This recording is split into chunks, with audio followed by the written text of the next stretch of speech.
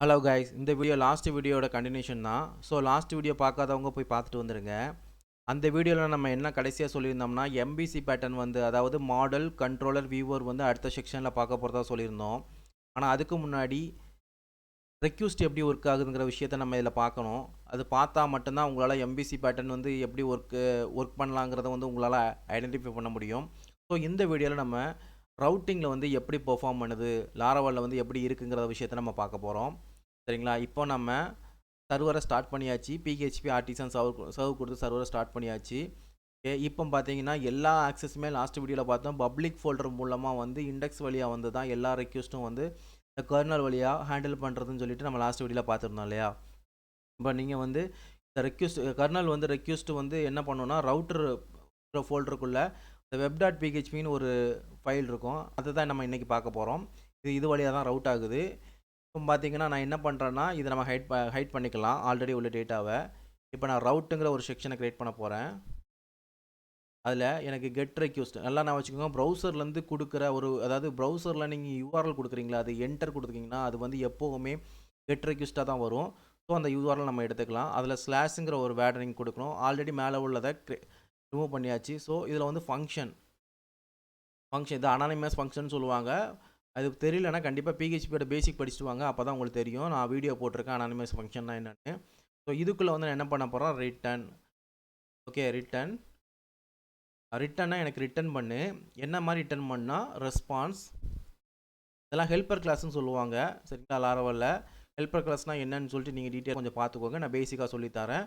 இதில் ஜெய்சன் எனக்கு ரெஸ்பான்ஸ் பண்ணு. ஜெய்சன் டேட்டாவாக ரெஸ்பான்ஸ் பண்ணு. ஜெய்சன்னா என்ன பார்த்தீங்களா, ஜெய்சன் ஆப்ஜெக்ட் சொல்லுவாங்க. அதாவது ஒரு டெக்ஸ்ட்டை வந்து ஜெய்சன் ஆப்ஜெக்டை வந்து டெக்ஸ்ட்டாக மாற்றினாங்கன்னா ஒரு டெக்ஸ்ட் ஃபார்மேட்டில் இன்னொரு இடத்துக்கு டேட்டா ட்ராவல் ஆகும். இது இன்டர்நெட்டில் வந்து டேட்டா ட்ராவல் ஆகிறதுக்கு யூஸ் பண்ணுற ஒரு டேட்டாவை தான் ஜெய்சன் டேட்டான்னு சொல்லுவாங்க. ஸோ அந்த ஜேசன் டேட்டா ஃபார்மேட்டில் நம்ம இங்கேருந்து அங்கே அனுப்பும்போது அங்கே வந்து டிகோட் பண்ணி அந்த ஜேசன் டேட்டா ஃபார்மேட்டை ஈஸியாக ஆக்சஸ் பண்ணுறதுக்கு ரொம்பவே யூஸ்ஃபுல்லாக இருக்கும். அதனால தான் எல்லோரும் இப்போ ஜெய்சன் யூஸ் பண்ணிகிட்டு இருக்காங்க. ஸோ ஜெய்சனில் யூஸ் பண்ணுறது ரொம்ப நல்லது. சரிங்களா? இப்போ இதில் பார்த்தீங்கன்னா ஒர்க்கிங்னு நம்ம ஒரு டேட்டா வந்து பிரிண்ட் பண்ணியிருக்கோம். ஸோ இது வந்து நமக்கு இந்த ப்ரௌசரில் இப்போ வரணும். இப்போ நான் என்ன பண்ணுறேன், என்ட்ரு கொடுக்குறேன். ஒர்க்கிங். ஓகே, இது ஒர்க் ஆயிடுச்சு. சரி, ஒர்க் ஆயிடுச்சு. எனக்கு வந்து யூஆரில் வந்து டேட்டா அனுப்பணும். அதை அந்த அனுப்புகிற டேட்டாவை வந்து இதில் எடுக்கணும் அப்படின்னு சொல்லிட்டு இப்போ பார்த்தீங்கன்னா இதில் வந்து இந்த மாதிரி name and Rajesh age equal to 13 அப்படி கொடுத்துருக்காங்க. இதுக்கு என்ன மீனிங்னா, கொஸ்டின் மார்க் அடுத்தாப்பில் வர்றது எல்லாமே பேராமீட்டர்ஸ். நல்லா நான் வச்சுக்கோங்க. இது வந்து கொரி ஸ்ட்ரிங் பேராமீட்டர் சொல்லுவாங்க. சரிங்களா? இந்த கொரி ஸ்ட்ரிங் பேராமீட்டர்னால் MySQL வந்து கொரியா எழுதுறீங்களா, அதே மாதிரி தான் இது ப்ரௌசரில் கொரி ஸ்ட்ரிங் பேராமீட்டர். இதில் உள்ள டேட்டாவை வந்து நம்ம ஆக்சஸ் பண்ண முடியும். நேம்னு கொடுத்தா ராஜேஷ்னு வரும், ஏஜ்னு கொடுத்தா 13 வரும். இப்போ பார்த்தீங்கன்னா இந்த கொஸ்டின் மார்க் கண்டிப்பாக முக்கியம். ஏன்னா கொஸ்டின் மார்க் அடுத்தப்பில் உள்ளது எல்லாமே வந்து கொஸ்டின் பேராமீட்டராக தான் பேக்எண்டு கன்சிடர் பண்ணோம். இப்போ பார்த்தீங்கன்னா இந்த ஆண்ட் சிம்பிள் வந்து ஒவ்வொரு பேராமீட்டரும் செப்பரேட்டாக பிரிக்கிறதுக்காக இந்த ஆண்ட் சிம்பிளும் மஸ்ட்டு நீங்கள் ஒவ்வொரு பேராமீட்டருக்கு இடையில கொடுக்கணும். சரிங்களா? இப்போ நான் என்ன பண்ண போகிறேன், இந்த நேம்ங்கிற வேல்யூ ஆக்சஸ் பண்ணி ராஜேஷை நான் பிரிண்ட் பண்ண போகிறேன். இப்போ நான் பார்த்தீங்கன்னா எனக்கு வந்து ஒரு பிரிண்ட் பண்ணுறதுக்கு HTTP ரெக்யூஸ்ட்டை கேப்சர் பண்ணுறதுக்கு எனக்கு ஒரு ஆப்ஜெக்ட் தேவை. அது என்னென்னு பார்த்தீங்கன்னா ரெக்யூஸ்ட்னு ஒரு ஆப்ஜெக்ட் உண்டு. அது வந்து இந்த மாதிரி ரெக்வஸ்ட் ஆப்ஜெக்ட்டை நான் பண்ணும்போது மேலே வந்து ஒரு கிளாஸை யூஸ் பண்ணுறேன். அது பார்த்தீங்கன்னா ரெக்வஸ்ட் இலிமினேட்டில் HTTP ரெக்வஸ்ட்டுங்கிற ஒரு கிளாஸை நான் யூஸ் பண்ணுறேன். அதில் பார்த்தீங்கன்னா நான் இதுக்கு ரெக்வஸ்ட் ஆப்ஜெக்ட் ஒன்று க்ரியேட் பண்ணுறேன். இந்த கிளாஸ்க்குன்னு ஒரு ஆப்ஜெக்டை க்ரியேட் பண்ணி முடிச்சிட்டேன். சரி, இப்போ இந்த இதில் உள்ள டேட்டாவை நான் பிரிண்ட் பண்ணணும் அப்படின்னா இதில் வந்து ரெக்வஸ்ட் கொடுத்து மேலே வந்து அதுக்குள்ளே வந்து நேமை நான் வந்து கொடுக்குறேன். சரி, நேமை கொடுக்குறேன். இப்போ எனக்கு இந்த இடத்துல வந்து ராஜேஷ்னு பிரிண்ட் ஆகணும். ஓகே, பிரிண்ட் ஆகிடுச்சு, ஒர்க் ஆகுது. சரிங்களா? அப்புறம் வந்து பார்த்தீங்கன்னா நான் என்ன பண்ணுறேன், இதோடு சேர்த்து வந்து நான் வந்து ஏஜே நான் பிரிண்ட் பண்ணணும் அப்படிங்கிறக்காக ஒரு அரே ஃபார்மேட்டில் கொடுத்துக்கிறேன். அப்போ தான் எனக்கு ஈஸியாக இருக்கும் அப்படிங்கிறக்காக $request. இப்போ நான் கொடுத்துட்டேன். இப்போ நான் கொடுக்கும்போது பிரிண்ட் பண்ணும்போது எனக்கு ராஜேஷ் 13 வந்துருச்சு. ஓகே, நல்லா நான் வச்சுக்கோங்க. இதை வந்து கெட் மெத்தடில் வந்து இந்த web.php பேஜ் ஆக்சஸ் பண்ணும்போது CSRFன்னு ஒரு டோக்கன் உண்டு. அந்த டோக்கன் வந்து தேவைப்படாது. பட் நீங்கள் போஸ்ட் மெத்தடாக கொடுத்தீங்கன்னா அந்த டோக்கன் இருந்தால் மட்டும்தான் இந்த வெப்பில் உள்ள ரவுட்டில் உள்ளது எக்ஸிக்யூட் ஆகும். இல்லைனா செஷன் எக்ஸ்பைரின்னு வரும். ஸோ நீங்கள் போஸ்ட் மெத்தட் யூஸ் பண்ணும்போது கவனமாக அதை யூஸ் பண்ணணும். சரி, போஸ்ட் மெத்தட் எப்படின்னா இப்போ கெட் மெத்தடில் நீங்கள் இந்த மாதிரி கொடுத்துட்டீங்க இல்லையா? இப்போது நான் இன்னொரு டைப் இருக்குது பார்த்துக்கோங்க. இப்போது நீங்கள் இந்த மாதிரி கொடுக்காம நீங்கள் என்ன பண்ணுறீங்க, டைரெக்டாக இல்லை ராஜேஷ் ராஜேஷ் ஸ்லாஷ் போட்டு என்ன பண்ணுறீங்க, அடுத்தது வந்து ஏஜ் வந்து 30ன்னு இந்த மாதிரி நீங்கள் பேராமீட்டர் கொடுங்க. ஸோ இதை எப்படி ஆக்சஸ் பண்ணலாம், இதை வந்து யூஆர்எல் பேராமீட்டர்னு சொல்லுவாங்க. இதை நீங்கள் ஆக்சஸ் பண்ணுறதுக்கு இந்த மாதிரி சிம்பிள் போட்டுட்டு இதில் நேம்ங்கிற வேல்யூவும் அப்புறம் ஸ்லாஷ் கொடுத்துட்டு இதில் ஏஜிங்னும் நீங்கள் கொடுத்துக்கணும். அப்படி கொடுக்கும்போது இந்த இதுக்குள்ளே வந்து பார்த்தீங்கன்னா என்ன பண்ணணும்னா, இந்த ரெக்வெஸ்ட் நமக்கு தேவை கிடையாது, இருந்தாலும் ஒன்றும் பிரச்சனை இல்லை. இதை வந்து நேம்ங்கிற ஒரு வேல்யூவாகவும் இதை வந்து டாலர் ஏஜும் நம்ம இதில் கொடுத்தா மட்டும்தான் இதை நம்ம பிரிண்ட் பண்ண முடியும். ஸோ இதை நான் பிரிண்ட் பண்ணி காமிக்கிறேன். இந்த இடத்துல நான் என்ன பண்ணுறேன், டாலர் நேமும் டாலர் ஏஜும் இது உங்களுக்கு என்ன நேமில் தேவையோ அந்த நேமில் கொடுத்துக்கலாம். இப்போ நான் அந்த பேஜை வந்து நான் என்டர் பண்ணுறேன். எனக்கு டேட்டா மறுபடியும் கிடச்சிருச்சு. இப்படி கொடுத்தாலும் நம்ம டேட்டா எடுக்க முடியும். அது வந்து இது வந்து ரவுட் பேராமீட்டர்னு சொல்லுவாங்க. சரிங்களா, ஞாபகம் வச்சுக்கோங்க. சரி, ஓகே. இப்போ வந்து எனக்கு கெட் மெத்தடில் ஒர்க் ஆகுது. போஸ்ட் மெத்தட் நான் எப்படி செக் பண்ணி பார்க்கணும் அப்படின்னா, இதை வந்து ஸ்லாஷ் ஆடுன்னு நம்ம முன்னாடி ஆட் பண்ணிக்கலாம். சரிங்களா, ஆட் பண்ணியாச்சு. இப்போ வந்து என்ன பண்ணுறோன்னா, இந்த இந்த டேட்டாவை ரிமூவ் பண்ணி விட்டுறலாம். இது நமக்கு தேவை கிடையாது. இதுக்கு வந்து ஸ்லாஷ் ஆடுன்னு நம்ம அந்த இடத்துல வச்சுக்கலாம். வச்சுட்டு என்ன பண்ணுறேன்னா, நான் நேமும் இந்த ஏஜை நான் பிரிண்ட் பண்ண போகிறேன்.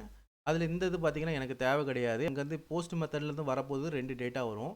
ஸோ அதோட ரெக்வெஸ்ட் ஆப்ஜெக்ட் ஆக்சஸ் பண்ணி அதோட நேம் அண்ட் ஏஜ் நம்ம அங்கேருந்து எடுக்கலாம். ரெக்வெஸ்ட் இதில் ரெக்வெஸ்ட் கொடுத்தாச்சு. சரி, இப்போ போஸ்ட் பண்ணுறது எப்படின்னு பார்த்தீங்கன்னா, தப்பாக கொடுத்துருக்கோம், சரி பண்ணிக்கலாம். ஓகே, இப்போ நான் என்ன பண்ண போகிறேன்னா, அது வந்து ஒரு பேஜாக இருந்தால் நல்லாயிருக்கும். அதாவது ஒரு பேஜ் இப்போ பார்த்தீங்கன்னா இந்த இதை நான் எனபிள் பண்ணுறேன். எனக்கு இந்த ஸ்லாஷ் போச்சுன்னா இந்த வெல்கம் பேஜுக்கு போச்சு நான் கொடுக்குறேன். இந்த வியூங்கிறது தான் அந்த பேஜ். நெக்ஸ்ட் வீடியோவில் இதை பற்றி பார்க்கும்போது டீட்டெயிலாக சொல்லித்தரேன். இப்போதைக்கு இந்த ரெக்வெஸ்ட்டை மட்டும் நீங்கள் தெரிஞ்சு வச்சுக்கோங்க. நான் என்ன பண்ணுறேன், இந்த இடத்துல ஸ்லாஷ் கொடுத்துட்றேன். இப்போ எனக்கு லாரவலோட வெப்பேஜ் அப்ளிகேஷன் ஓப்பன். ஸோ இது மேலே வச்சு விண்டோஸாக இருந்தால் கமாண்ட் கொடுத்து மேலே வச்சிங்கன்னா அந்த மாதிரி வரும், பேஜ் வரும். அதை கிளிக் பண்ணிங்கன்னா வரும். டேரெக்டாக கிளிக் பண்ணிங்கன்னா அந்த பேஜுக்குள்ளே போயிடும். அது எதில் இருக்கும் பார்த்தீங்கன்னா, வியூங்கிற ஃபோல்டருக்குள்ளே இந்த blade.php ஃபைல் இருக்கும். நல்லா நோட் பண்ணிக்கோங்க. இந்த வெப் அப்ளிகேஷனை பொறுத்தவரை .php ஃபைலும் ஒர்க் ஆகும். ஆனால் பிளேடோட சின்டெக்ஸ் யூஸ் பண்ணால் கண்டிப்பாக நீங்கள் web.blade.php கொடுத்தா மட்டும்தான் எடுக்கும். இதில் உள்ளது எதுவுமே நமக்கு தேவையில்லை, நம்ம ரிமூவ் பண்ணிக்கலாம். அதுக்கு மேலே நம்ம ஒரு HTML ஃபார்மை கிரியேட் பண்ணி இதில் வந்து பாடி செக்ஷன் கிரியேட் பண்ணலாம். அதுக்குள்ளே வந்து ஒரு ஃபார்ம் டேக் கிரியேட் பண்ணலாம். அதில் ஆக்ஷனில் எந்த யூஆர்எலுக்கு போகணுங்கிறத நம்ம மென்ஷன், அதில் ஸ்லாஷ் ஆடுன்னு ஒரு யூஆர்எல் வச்சுருந்தோம். மெத்தட் இதில் பார்த்தீங்கன்னா போஸ்ட்டுங்கிற ஒரு மெத்தட். சரி, வச்சாச்சு. இப்போ இதுக்குள்ளே வந்து என்ன டேட்டா நம்ம கொடுக்க போகிறோன்னு பார்த்தீங்கன்னா, இன்புட் டைப் கொடுக்கலாம். இன்புட் டைப் சொல்லிட்டு ஃபஸ்ட்டு வந்து நேம்னு கொடுத்துருந்தோம் இல்லையா, இது சாரி இன்புட் டைப் டெக்ஸ்ட்டு, இதோட நேம் தான் ஈக்குவல் டு நேம். சரி, ஓகே. அதே மாதிரி நம்ம என்ன பண்ணலாம், இதை காப்பி பண்ணி கீழே பேஸ்ட் பண்ணிக்கலாம். அதை ஏஜ்னு கொடுத்துக்கலாம். டெக்ஸ்ட்டு நேமுக்கு மேலே ஏஜ், கீழே ஒரு பட்டன் கிரியேட் பண்ணிக்கலாம். இதுக்குள்ளே சப்மிட்னு கொடுத்துக்கலாம். இப்போ நான் அந்த பட்டனை கிளிக் பண்ணும்போது இந்த ஃபார்ம் ட்ரிகர் ஆகி இந்த யூஆர்எலுக்கு போகும். போஸ்ட் மெத்தடில் இந்த ரெக்வெஸ்ட் போகும். ஸோ இந்த டேட்டா எல்லாம் ஆப்ஜெக்டாக கன்வெர்ட் ஆகி போகும். சரிங்களா, அதுக்கேற்றாப்புல போகும். இதை நம்ம செக் பண்ணி பார்க்கலாம். வெப் பேஜை ரீலோட் பண்ணி பார்க்கலாம். பண்ணியாச்சு. சரி, இதில் வந்து நான் டேட்டா கொடுக்குறேன், டெஸ்ட்டு யூசர். இப்போ இது எனக்கு ஒர்க் ஆகாது. சரிங்களா, ஏன்னா மெத்தட் இஸ் நாட் சப்போர்ட்னு வருது. நம்ம மெத்தட் கரெக்டாக அசைன் பண்ணல. ஸோ நம்ம என்ன பண்ணுறோம் மற்றபடி மெத்தடை மாற்றுறோம். ஏன்னா இல்லை மெத்தட் வந்து போஸ்ட் மெத்தடில் தான் நம்ம டேட்டா போடுறோம். இப்போ ஒர்க் ஆகுமானா, இப்போவும் ஒர்க் ஆகாது. சரிங்களா, ஏன் ஒர்க் ஆகாதுன்னா எக்ஸ்பைரின்னு வரும். சரிங்களா, பேஜ் எக்ஸ்பயர். இது என்ன காரணம்னா, இந்த web.php ரவுட்டை பொறுத்த வரைக்கும் அது வந்து CSRFன்னு ஒரு டோக்கன் இருக்கும். அந்த டோக்கனை ஜென்ரேட் பண்ணால் மட்டும்தான் அந்த web.php ஒர்க் ஆகும். மற்ற 3க்குமே அது தேவை கிடையாது. ஸோ நம்ம என்ன பண்ணுறோம் அப்படின்னா, இந்த இடத்துல வந்து ஃபார்ம் கிரியேட் பண்ணுற இடத்துல வந்து ஃபார்முக்குள்ளே வந்து @CSRF, ஓகே, இதை நம்ம கொடுத்தா மட்டும்தான் ஒர்க் ஆகும். சரிங்களா, இப்போ வந்து பார்த்தீங்கன்னா இதில் CSRFன்னு இருக்குது. இந்த blade.php இந்த பிளேடுங்கிற ஃபைலில் மட்டும்தான் இந்த CSRF ஒர்க் ஆகும். ஸோ கவனமாக பாருங்கள். நம்ம என்ன பண்ணுறோம், ஓப்பன் பண்ணுறோம். இப்போ நம்ம இன்ஸ்பெக்ட் எலிமெண்ட்டில் போய் பார்க்கலாம். CSRF கொடுத்த இடத்துல என்ன வந்திருக்குன்னு பார்க்கலாம். பாடிக்குள்ளே ஃபார்ம் டேக்குள்ளே ஓகே சிஎஸ்எஃப் ஆர்எஃப் கொடுத்த இடத்துல பார்த்தீங்கன்னா ஒரு டோக்கன் ஆட்டோமேட்டிக்காக க்ரியேட் ஆகிருக்கு. இதுக்கு தான் இந்த பிளேடு சிம்பிளோட முக்கியமான ஃபைலோட முக்கியமான வேல்யூ. சரி, இப்போ நாம் இதை வந்து அஜய்ன்னு கொடுத்துக்கலாம். இது வந்து 13 கொடுத்துக்கலாம். இப்போ நம்ம சப்மிட் பண்ணோம்னா அஜய் அண்ட் 30 பிரிண்ட் ஆயிடுச்சு பார்த்தீங்களா? பாருங்கள், இந்த டேட்டா பிரிண்ட் ஆயிடுச்சு. இப்படி தான் கெட் மெத்தடும் போஸ்ட் மெத்தடும் ஒர்க் ஆகுது ரவுட்டிங்கில். நெக்ஸ்ட் வீடியோவில் வந்து பார்த்தீங்கன்னா உங்களுக்கு மாடல்னால் என்ன, வியூனா என்ன, கண்ட்ரோல்னால் என்னன்னு நான் தெளிவாக சொல்லித்தரேன். சரிங்களா? ஸோ இதை பொறுத்த வரைக்கும் நீங்கள் இப்போ ரவுட்டிங் எப்படி ஆகுதுன்னு நீங்கள் புரிஞ்சுக்கிட்டீங்கல்ல. நெக்ஸ்ட் வீடியோவில் சந்திக்கலாம். உங்களுக்கு ஏதாவது டவுட்ஸ் இருந்துச்சுன்னா கண்டிப்பாக கமெண்ட் செக்ஷனில் கேளுங்க. கண்டிப்பாக நான் கிளியர் பண்ணுறேன். Thank you guys.